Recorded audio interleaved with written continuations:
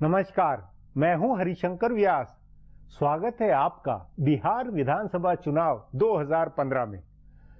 बिहार में यदि नीतीश कुमार की सत्ता दांव पर है तो लालू प्रसाद की पूरी राजनीति भी दांव पर है। तभी वे सबसे ज्यादा समझौते कर रहे हैं। उन्होंने नीतीश कुमार को नेता माना, उसके बाद उनके बराबर सीटें लेने पर राजी हुए, फिर अपने कोटे से समाजवादी पार्टी को सीटें दी। इसका मतलब है कि वे नीतीश कुमार से कम सीटों पर चुनाव लड़ रहे हैं। इतने समझौतों से उनके नेतृत्व पर सवाल उठे हैं। यह बड़ा सवाल है कि क्या वे अपना कोर वोट नीतीश कुमार को ट्रांसफर करा पाएंगे। सन 2010 में लालू प्रसाद मुख्यमंत्री के दावेदार के तौर पर चुनाव लड़ रहे थे। तब भी पूरा यादव वोट उनको नहीं मिला था। वे अपना ये वोट उस समय के सहयोगी रामविलास पासवान को ट्रांसफर नहीं कर पाए थे। तभी इस बार सवाल है कि क्या वे यह वोट नीतीश कुमार को दिला पाएंगे। वोट टूटने के इस खतरे के बीच उनकी उम्मीद इस बात पर टिकी है कि इस बार का चुनाव पिछली बार के चुनाव से अलग है। इस बार नरेंद्र मोदी लड़ाई को जिस ऊंचाई पर ले गए हैं उसमें उनके एमओआई वोट का ध्रुवीकरण निश्चित है। बहरहाल अब आज के प्रोग्राम का आगे का ब्यौरा अजीत द्विवेदी से जाने। नमस्कार, मैं हूं अजीत द्विवेदी। लालू प्रसाद के लिए इस बार का चुनाव परीक्षा वाला है। 90 के दशक में वे मंडल मसीहा के तौर पर उभरे थे, लेकिन पिछले एक दशक से वे यादव नेता के तौर पर ज्यादा राजनीति करते रहे। इस बार यादव के एक क्षत्र नेता के रूप में उनका नेतृत्व दांव पर है। भाजपा उनके इस वोट बैंक में सेंध लगाने की जोरदार कोशिश में है। अगर लालू प्रसाद इस बार अपना वोट बचाने में कामयाब हो जाते हैं तो फिर वे अपनी इस विरासत को अपने बेटों को भी ट्रांसफर कर सकते हैं। इस पर चर्चा करें उससे पहले गौर करें इन सियासी चुनावी सुर्खियों पर।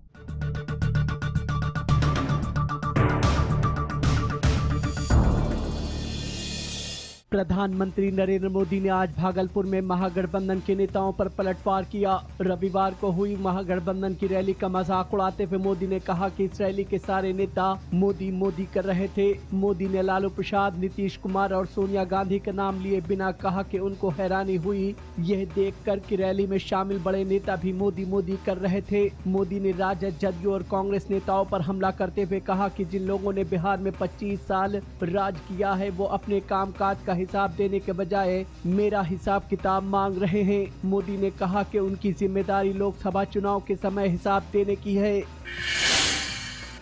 बीजेपी की परिवर्तन रैलियों की कड़ी में भागलपुर की आखिरी रैली को संबोधित करते हुए नरेंद्र मोदी ने आज कहा कि गांधी मैदान में स्वाभिमान रैली नहीं बल्कि तिलांजलि रैली हुई थी। उन्होंने कहा कि लालू प्रसाद और नीतीश कुमार ने जेपी लोहिया और कर्पूरी ठाकुर की तिलांजलि दे दी है। प्रधानमंत्री ने कहा कि बिहार को उन्होंने 1.25 लाख करोड़ रुपए का पैकेज दिया जो उसका मजाक उड़ाया गया।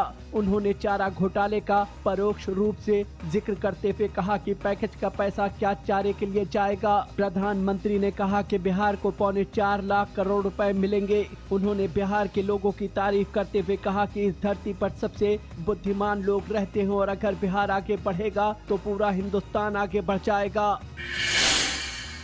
प्रधानमंत्री नरेंद्र मोदी की भागलपुर रैली खत्म होने के तुरंत बाद मुख्यमंत्री नीतीश कुमार ने उन पर निशाना साधा।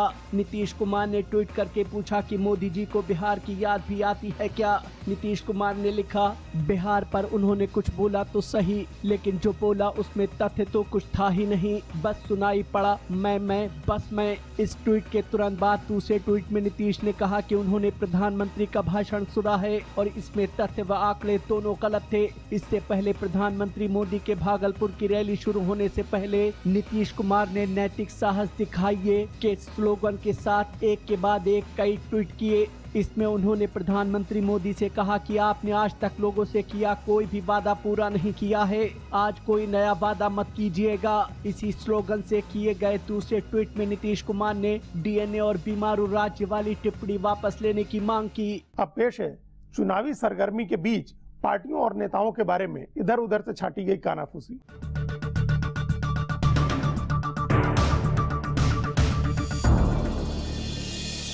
एक तरफ तो भाजपा की सहयोगी पार्टियां ज्यादा सीटों के लिए अड़ी हुई हैं, लेकिन दूसरी तरफ इन ज्यादा सीटों में ज्यादा हिस्सेदारी नेताओं के परिजनों की ही रहने वाली है। भाजपा की सहयोगी राष्ट्रीय लोक समता पार्टी को छोड़कर बाकी दोनों पार्टियां हिंदुस्तानी आवाम मोर्चा और लोक जनशक्ति पार्टी में तमाम बड़े नेताओं के बेटे बेटी और दूसरे रिश्तेदारों की टिकट की दावेदारी है। रामविलास पासवान के परिवार के 3 सदस्य सांसद हो गए हैं और अब बचे हुए सदस्यों को विधायक बनाना है। उनके भाई पशुपति पारस 2 सीटों अलौल और राजा पाकर से लड़ सकते हैं। उनके 2 दामाद अनिल कुमार साधु और मृणाल कुमार क्रमशः मसौड़ी और राजगीर से लड़ेंगे। उनके सांसद भाई रामचंद्र पासवान के बेटे प्रिंस पासवान को भी चुनाव लड़ना है। इसी तरह जीतन राम मांझी को अपने 2 बेटों को चुनाव लड़ाना है, वो खुद नहीं लड़ेंगे। उनकी मखदूमपुर सीट से उनके बेटे संतोष पासवान को लड़ना है। हमसे जुड़े नरेंद्र सिंह के भी 2 बेटे चुनाव लड़ेंगे। रक्षेण पटेल और शकुनी चौधरी के बेटे भी चुनाव लड़ेंगे। महागठबंधन की 3 पार्टियों राजद, जदयू और कांग्रेस ने एक एक करके सारे अनुमानों को गलत साबित कर दिया है। गठबंधन ने नेता भी तय कर लिया और सीटों का बंटवारा भी कर लिया। इनके नेताओं का मानना है कि उम्मीदवार भी आसानी से तय कर लिए जाएंगे, लेकिन असली चुनावी चिंता वोटों का बंटवारा रोकने की है। अपने आप कई ऐसी चीजें हुई हैं जिनसे महागठबंधन के वोट बंटने का खतरा पैदा हुआ है। बताया जा रहा है कि एनसीपी के नेता तारिक अनवर ने अपमान की गांठ बांधी है। वो कटिहार और पूर्णिया के क्षेत्र में महागठबंधन को नुकसान पहुँचाएंगे। इसके लिए वो लेफ्ट से भी बात कर रहे हैं और पप्पू यादव से भी बात कर रहे हैं। उनकी वजह से कटिहार में एनसीपी का असर है तो सीपीआई-एमएल का पहले से असर है। कोसी के इलाके में तारिक अनवर और पप्पू यादव नुकसान पहुंचाएंगे तो बक्सर में ददन पहलवान और सारण में साधु यादव भी नुकसान पहुंचा सकते हैं। अब एक ब्रेक लेते हैं। ब्रेक के बाद यादव वोटों में असर और उसे ट्रांसफर करा पाने की लालू यादव की क्षमता पर चर्चा करेंगे।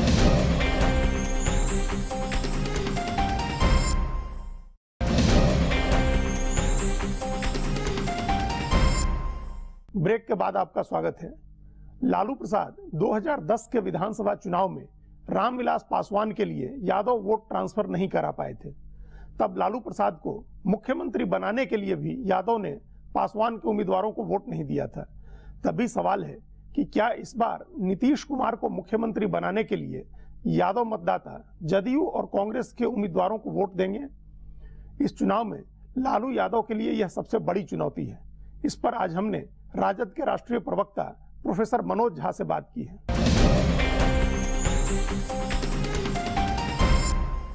मनोज जी, जो एक दक्षिण के कई राज्यों का एक फिनोमिनन रहा था कि कास्ट बेस्ड पार्टियां हैं और उनके नेता अपने उस कास्ट के वोट को ट्रांसफर कराने में बहुत सक्षम होते हैं, चाहे वनियार का हो या दलित का हो या लिंगायत का है, वो कालिंगा का है। उस तरह से बिहार में उस तरह का फिनोमिनन शुरू हो गया कि पासवान के नेता हैं वो अपना वोट ट्रांसफर करा लेते हैं, कुशवाहा के नेता हैं वोट ट्रांसफर करा लेंगे, या महादलित के हैं वो ट्रांसफर करा लेंगे, यादव का है तो वो ट्रांसफर करा लेंगे। ऐसा सीन इस बार आपको लग रहा है कि अब बिहार के चुनाव काफ़ी बार हम ज्यादती कर देते हैं जब किसी भी नेता को सिर्फ एक जाति से जोड़ देते हैं। उदाहरण स्वरूप मैं कहूं जैसे लालू प्रसाद जी को ही, तो लालू प्रसाद जी की राजनीति और उनकी राजनीति का जो विमर्श है उसमें यादव, मुसलमान और अन्य पिछड़ी जातियां भी हैं और इवन अगड़े समाज के प्रगतिशील काफ़ी बड़ा वर्ग समूह भी रहता है। लेकिन अब क्या होता है कि जब चुनावी व्याकरण में हम बात करते हैं तो अक्सर सिर्फ उसको एक जाति तक महदूद रख देते हैं। तो मैं समझता हूं कि ये ज्यादती भी होती है, क्योंकि हो सकता है क्रिटिकल कंपोनेंट 60% किसी एक जाति से आ रहा हो, लेकिन 5%, 10%, 15% आपको अन्य वर्ग समूहों और जातियों से आ रहा है। एक समय था मंडल के बाद वो जो आप कह रहे हैं पूरे सभी जो पिछड़ी जातियां थी और उन सबके भी नेता थे, लेकिन धीरे धीरे वो खुद को ही उनकी पार्टी भी अपने को समेटती गई और बार बार उनकी तरफ से ये MY समीकरण की चर्चा होती रही, तो अपने आप ये धारणा बनी कि वो मुसलमान और यादव के नेता है। हम छवि और अनुभूति प्रबंधन में थोड़े फेलियर हुए। हमने किसी कंपनी को हायर नहीं किया जिसके माध्यम से हम एक बहुत बड़ा छवि को और बढ़ाने का काम कर सकें। लेकिन अगर हम अपने वोटों की पड़ताल करते हैं, मैं मानता हूं कि मेजॉरिटी एक बहुसंख्यक जोड़ यहाँ से आता है, लेकिन अलग अलग टुकड़ों में अगर आप क्षेत्रवार विश्लेषण करें, जिलावार विश्लेषण करें, तो आपको लगेगा कि हमें हर जाति और वर्ग समूह का कमोबेश हमारे आधार समूह में जुड़ता रहा है। हाँ, तो नहीं सिर्फ लालू यादव जी की बात है, MY समीकरण उनकी बात होती रही है। फिर पिछले जब वो रामविलास पासवान के साथ लड़ रहे थे तो PMRY समीकरण की चर्चा होती थी, पासवान भी जुड़ गए, तो रामविलास पासवान के लिए माना गया कि वो पासवान के नेता हो गए। जीतन राम मांझी के बारे में कहा जा रहा है कि वो महादलित के नेता हैं, उपेंद्र कुशवाहा के नेता हैं। तो इन सब लोगों के वोट ट्रांसफर कराने की क्षमता के बारे में आपका क्या अंदाजा है? आंदोलन की पृष्ठभूमि से आने वाले व्यक्ति में यह संभावना होती है कि वो मोबिलाइजेशन आसानी से कर लेता है, लेकिन जो सिर्फ एक फोटो ऑप में, जैसे मैं मानता हूं कि मांझी जी को तात्कालिक परिस्थितियों के आधार पर एक समझता हूं कि एक समूह ने कोशिश की कि उनको महादलित का नेता बना जाए, लेकिन उसकी स्वीकार्यता नहीं हो पा रही है। मंडल के आंदोलन का आप निश्चित रूप से आप उसका रेफरेंस कर रहे हैं, तो उसमें से सिर्फ लालू यादव जी एक तरफ कर दें अगर उनको, तो नीतीश कुमार ने भी जो पार्टी बनाई वो लॉकुश समीकरण पर पार्टी बनाई। तो वो आंदोलन की पार्टी तो नहीं हो सकती थी, वो तो लॉकुश समीकरण की पार्टी थी जिसमें शकुनी चौधरी और नीतीश कुमार ने एक पार्टी बनाई। तो इसका मतलब कि आज लालू यादव को छोड़ दे तो बाकी किसी नेता की वैसी हैसियत नहीं है जो आंदोलन वाली हो और वो ट्रांसफर कराने वाली हो। त्वरित मूल्यांकन में अक्सर क्या हो जाता है कि आप नीतीश जी को लवकुश पे समेट दो, उनको फलाने के साथ जोड़ दो, ऐसा अक्सर नहीं होता है। और मैं बार बार इस बात को कहता हूं, तो एक बड़े कैनवस पर भी मैं समझता हूं कि देखने की जरूरत है। और बिहार के हिस्से में अक्सर जातिवाद बिना मांगे चला आता है। 10-20 साल का ये एक ट्रेंड है कि हर जाति अपने को एक आइडेंटिफाई कर रही है एक सर्टेन नेता के साथ। उस नेता के उसकी क्षमता पर निर्भर होता है उसकी पार्टी का परफॉर्मेंस।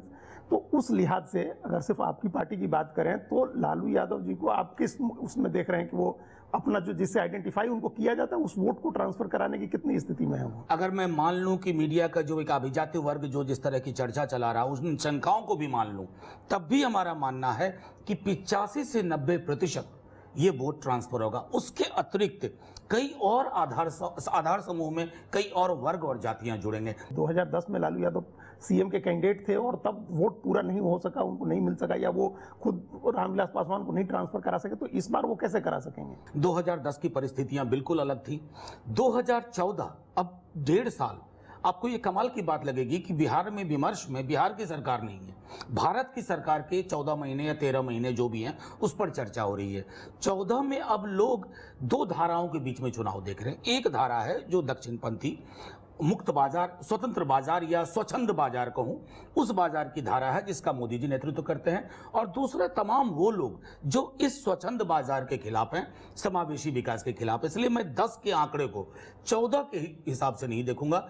14 में राजनीति का फोटो फ्रेम बदल चुका है, 10 के फ्रेम से देखेंगे तो राजनीति शिथिल लगती है। नहीं, उसमें 10 के फ्रेम से देखने का और एनालाइज करने का कारण ये है कि उस समय लालू प्रसाद जी को उनकी पार्टी ने मुख्यमंत्री का दावेदार घोषित किया था और उनकी जो सहयोगी पार्टी थी लोक जनशक्ति पार्टी, उसके पशुपति पारस को उप मुख्यमंत्री का दावेदार घोषित किया था। एक बड़ा समीकरण उस समय भी जो सामाजिक समीकरण होता है वो बनाया गया था। इसके बावजूद वोट आधार भी सिमट गया और सीटों की संख्या भी सिमट गई। उस समय से इस बार फर्क सिर्फ ये है कि नीतीश कुमार इधर से निकल के इस तरफ आए हुए हैं। इतने से कितना बड़ा फर्क आता देख रहे हैं? सिर्फ वो फर्क नहीं है, मुल्क की राजनीति में बदलाव आया है, इससे हम आप इनकार नहीं कर सकते। तो आप इसका मतलब कि इस मुल्क जो केंद्रीय देश की राजनीति है उसको आप उस आधार पर आप बिहार की राजनीति का एनालिसिस कर। बिहार में चुनाव है, लेकिन सिर्फ बिहार का चुनाव नहीं है। ये कहीं ना कहीं मुल्क एक चुनाव की ओर देख रहा है कि 14 महीने में जो एक असहायता लोगों के अंदर आई, प्रजातांत्रिक संस्थाओं का खात्मा हुआ और एक व्यक्ति, मैं समझता हूं कि सबसे ज्यादा भाजपा असहज है। मोदी जी की भाजपा से भाजपा के लोग हमसे ज्यादा असहज हैं। तो मेरा ये मानना है कि 14 के विमर्श को 10 में एक और चीज मैं कहूंगा जो मैंने पहले भी कहा था कि हम जिन समाज का प्रतिनिधित्व करते हैं, जिन वर्गों का, हमने कभी भी परसेप्शन मैनेजमेंट जैसे विषयों को ध्यान नहीं दिया। हमें गाली गलौज मिलती रही, हमारे क्षमतावर्धन को कम करके आंका गया, हमारे बारे में अनशंट कहा गया, हम उनका प्रतिकार नहीं कर पाए। अभी अगर आप देखें तो सबसे बड़ा परिवर्तन क्या हुआ है कि नए लोग जुड़े हैं, नए साथी मिले हैं। हम 2009 में कांग्रेस से अलग लड़े थे, नीतीश जी अलग थे, कांग्रेस अलग चुनाव, हम रामविलास जी के साथ थे। तो अगर आप देखें 2010 की राजनीतिक जो शब्दावली थी और जो वातावरण था वो बिल्कुल अलग था। इस बार कांग्रेस भी साथ में है और नीतीश कुमार जी की पार्टी साथ में है। इस वजह से ऐसा विमर्श बना है जिसमें जो वोट पिछली बार जो नहीं भी ट्रांसफर हो सका था वो इस बार ट्रांसफर हो जाएगा। इस बार होगा। तो वो फिर इंडिविजुअल लालू यादव की क्षमता से तो नहीं हुआ ना, वो फिर एक ऐसा माहौल बना जिसकी वजह से हुआ। नहीं, आप लालू यादव जी को भी एक डायनामिक एंटिटी के रूप में देखिए ना। व्यक्ति और परिस्थिति दोनों गतिमान चीज है। हमने तमाम मतभेदों को दरकिनार करके क्यों साथ आने का निर्णय लिया? सिर्फ एक चुनाव के लिए नहीं, एक विकल्प को जिंदा रखने के लिए। जिस वोट की हम लोग चर्चा कर रहे हैं उसको ट्रांसफर कराने में एक तरह की समस्या है, किसी न किसी स्तर पर एक तरह का डेस्परेशन है। तभी लालू यादव ने पप्पू यादव को लेकर के इतना तल्ख कमेंट किया या बीजेपी को कहा कि वो यदुवंशियों का वोट बांटना चाहती है। तो कहीं ना कहीं ये घबराहट तो है। ये घबराहट किसी जाति समुदाय को लेकर के उनके बिखरने का नहीं है, ये घबराहट है कि विमर्श को जिस गैर शालीन स्तर पर हमारे प्रतिपक्षी ले जा रहे हैं, उससे हमें डर लगता है। चुनाव लड़े जाते हैं, हारे जाते हैं, जीते जाते हैं, लेकिन अगर आप मानस को खराब कर दें, माहौल दूषित कर दें, उसकी वजह से बार बार ये बात कही जा रही है कि आप अंदाजा करो कि ये कितना महत्वपूर्ण चुनाव है, सिर्फ एक मुख्यमंत्री का चयन नहीं है। तो आपको क्या संभावना दिख रही है? ये लड़ाई बहुत टफ है, नो डाउट, लेकिन मैं इतना आपके माध्यम से कह सकता हूं कि हम कम से कम 150 सीटें जीतेंगे। मनोज जी, हमारे साथ बातचीत करने के लिए बहुत बहुत धन्यवाद। शुक्रिया। अब फिर एक ब्रेक लेते हैं। ब्रेक के बाद बिहार की राजनीतिक तस्वीर बताने वाले कुछ आंकड़ों पर नजर डालेंगे।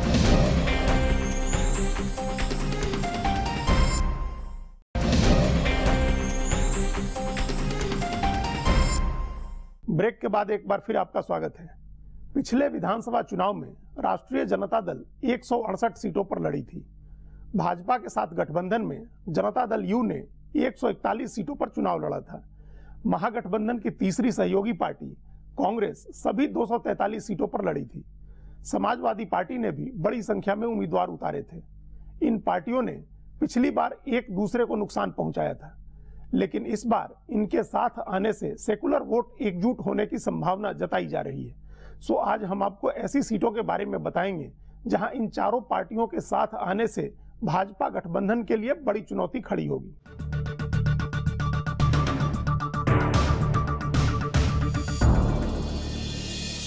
विधानसभा के पिछले चुनाव में महागठबंधन की पार्टियां अलग अलग थीं। जदयू उस समय भाजपा के साथ मिलकर लड़ी थी और कांग्रेस अकेले बिहार की सभी सीटों पर लड़ी थी। तब राजद और लोजपा एक साथ लड़े थे और सपा भी अकेले लड़ी थी। यानी इस समय महागठबंधन की जो 4 पार्टियां हैं, वे चारों पिछले चुनाव में अलग अलग लड़ी थीं। इसलिए एक सामान्य गणित यह लगाया जा रहा है कि इन चारों पार्टियों का वोट एक साथ मिला दिया जाए तो क्या नतीजा होगा। स्वाभाविक रूप से इन चारों पार्टियों का वोट एक साथ मिला देने पर इनके वोट का आंकड़ा भाजपा और उसकी मौजूदा सहयोगी पार्टियों से बहुत ज्यादा हो जा रहा है। लेकिन चुनाव में ऐसी वोटिंग नहीं होती है। फिर भी कम से कम 3-4 इलाके ऐसे हैं जहां राजद और जदयू के साथ कांग्रेस के आने से चुनावी तस्वीर बदलती दिख रही है। उत्तर बिहार में पश्चिमी चंपारण ऐसा जिला है जहां कांग्रेस के जदयू राजद के साथ आने से महागठबंधन को बहुत ज्यादा फायदा होगा। इस जिले में 6 सीटों पर कांग्रेस के साथ आने का स्पष्ट असर होगा। वाल्मीकि नगर, रामनगर, नरकटियागंज, बगाहा, लौरिया और बेतिया में पिछले चुनाव में कांग्रेस को अच्छा खासा वोट मिला था। वाल्मीकि नगर में इरशाद हुसैन को 17,000, रामनगर में नरेश राम को 22,000 और नरकटियागंज में आलोक वर्मा को 24,000 वोट मिला था। इसके बाद पूर्वी चंपारण,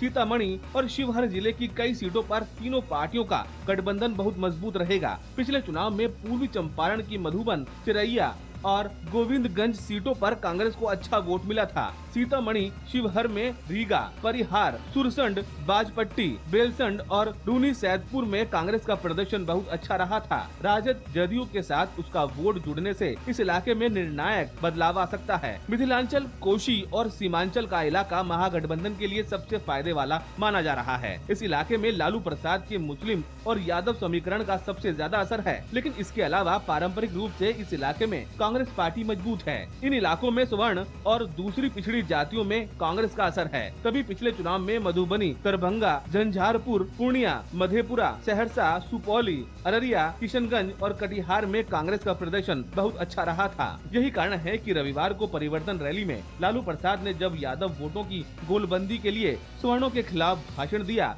तो कांग्रेस असहज हुई। उसे इन इलाकों में अपने स्वर्ण वोटों का भरोसा है। पिछले चुनाव में बेनीपट्टी में भावना झा को 13,000, बाबूबराही में राजकुमार महासेठ को 12,000, लोकहा में देव नारायण मंडल को 15,000, निर्मली में विजय कुमार गुप्ता को 24,000 वोट मिले थे। इस इलाके में कांग्रेस ने कई मुस्लिम उम्मीदवार भी उतारे थे, जिनमें से उसके 3 विधायक जीते थे। उनके अलावा हरलाखी, अररिया, सिकड़ी, ठाकुरगंज, कोचा धामन, अमौर, बैसी, धमदाहा आदि सीटों पर उसके मुस्लिम उम्मीदवारों को 15 से 40,000 तक वोट मिले थे। सो चारों पार्टियों के एक साथ आने का इस इलाके में सबसे ज्यादा फायदा मिलेगा। हमारा प्रोग्राम अब यही खत्म होता है। आग्रह है कि प्रोग्राम पर अपनी राय hsvyas@nayaindia.com पर ईमेल करके बताएं या hsvyas के मेरे अकाउंट पर ट्विटर करके जाहिर करें। अब कल मिलेंगे इसी चैनल पर इसी समय।